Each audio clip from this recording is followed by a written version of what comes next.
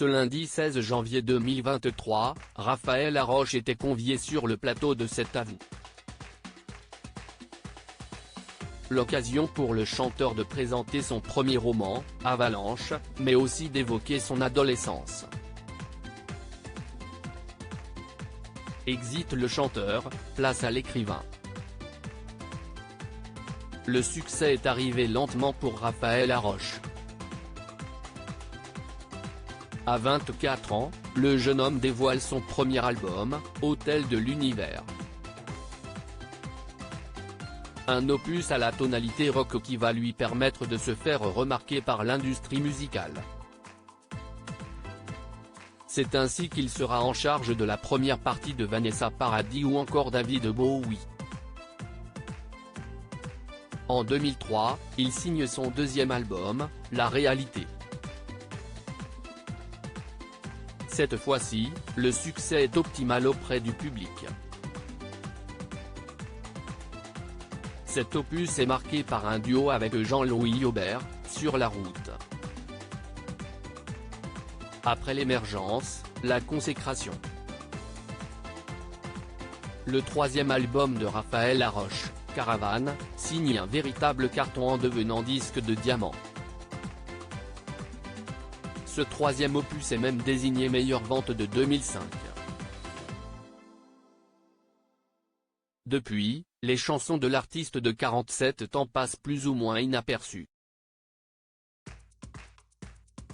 Son public reste tout de même fidèle au projet du compagnon de Mélanie Thierry, qui apparaît dans les clips de Caravane et Le Train du Soir. Roman ou autobiographie ?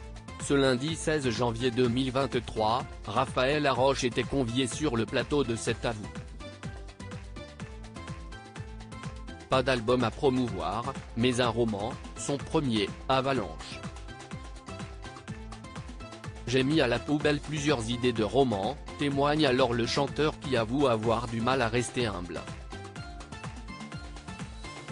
Il se dit fier d'être arrivé au bout de cette aventure d'écrivain.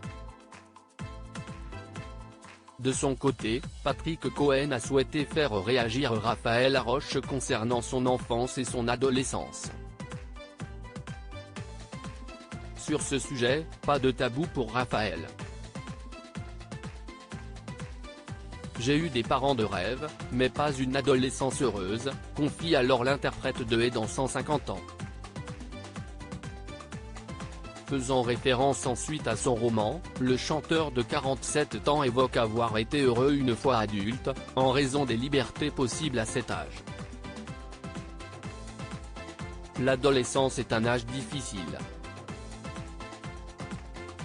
Le nez qui pousse, explique celui qui a partagé un duo avec la chanteuse Pomme.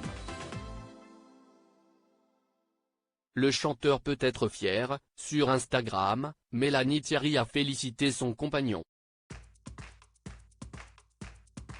Une belle victoire pour Raphaël qui tente un nouveau défi, en tant qu'écrivain.